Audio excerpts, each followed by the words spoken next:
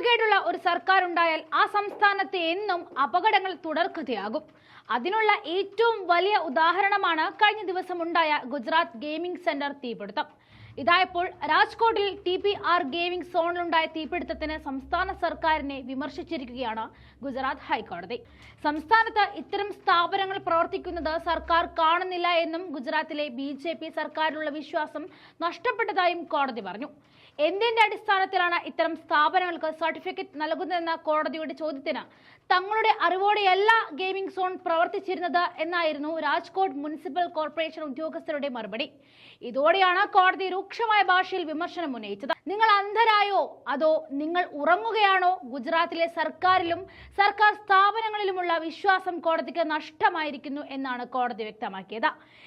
ഇത്തരത്തിൽ കൃത്യമായ അനുമതി പത്രങ്ങൾ ഇല്ലാതെ പ്രവർത്തിക്കുന്ന എല്ലാ സ്ഥാപനങ്ങളെ പറ്റിയും അന്വേഷിച്ച് അടുത്ത 72 മണിക്കൂറിനുള്ളിൽ റിപ്പോർട്ട് സമർപ്പിക്കാനായി പ്രത്യേക സംഘം രൂപവൽക്കരിച്ചതായും സംസ്ഥാന സർക്കാരിന് വേണ്ടി ഹാജരായ അഡ്വക്കേറ്റ് മനീഷ്യ കോടതിയിൽ അറിയിച്ചു.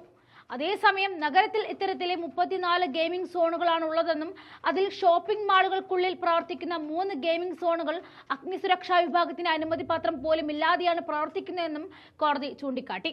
ഇത്തരം സ്ഥാപനങ്ങൾക്ക് പ്രാഥമികമായി വേണ്ടതാണ് അഗ്നിസുരക്ഷാ വിഭാഗത്തിന്റെ അനുമതി പത്രം. അതില്ലാതെ ഇത്തരം ഗെയിമിംഗ് സോണുകൾ സംസ്ഥാനത്ത് പ്രവർത്തിക്കാൻ കഴിയില്ല എന്നാണ് സംസ്ഥാന സർക്കാർ വാദിച്ചത്. അപ്പോൾ ഈ നിയമങ്ങളൊന്നും രാജ്കോട്ടിന് ബാധകമായിരിക്കില്ലല്ലേ എന്നായിരുന്നു കോടതി രൂക്ഷമായി പ്രതികരിച്ചത്. സംഭവത്തിൽ ഗെയിമിംഗ് സോണുകളുടെ ഉടമസ്ഥരായ 3 പേരെ അറസ്റ്റ് ചെയ്തതായും വിശദമായ അന്വേഷണം നടന്നു വരികയാണെന്നും സംസ്ഥാന സർക്കാർ കോടതിയെ അറിയിച്ചിട്ടുണ്ട്. ഗുജറാത്തിൽ തീപിടുത്തം മൂലമുണ്ടാകുന്ന ആദ്യത്തെ അപകടമല്ല രാജ്കോട്ടിലേതെന്നും സംസ്ഥാന സർക്കാരിന്റെ പിടിപ്പുകേടാണ് ഇത്തരം അപകടങ്ങൾക്ക് വീണ്ടും സംഭവിക്കാൻ കാരണമെന്നും കോടതി പറഞ്ഞു. ഇതിനു മുൻപ് ഇത്തരത്തിലുള്ള അപകടങ്ങൾ നടന്നിട്ടുള്ളപ്പോഴൊക്കെ കോടതി ഇടപെട്ടിരുന്നു. ഭാവിയിൽ ഇത്തരം അപകടങ്ങൾ ഒഴിവാക്കാൻ കൈക്കൊള്ളേണ്ട നടപടികളെക്കുറിച്ചും എടുക്കേണ്ട മുൻകരുതലുകളെക്കുറിച്ചും സംബന്ധിച്ചുമൊക്കെ കോടതി അന്നും നിർദ്ദേശങ്ങൾ തന്നിരുന്നു. അവ നടപ്പിലാക്കിയിരുന്നുവെങ്കിൽ രാജ്കോട്ടിലെ ദുരന്തം ഒഴിവാക്കാമായിരുന്നു.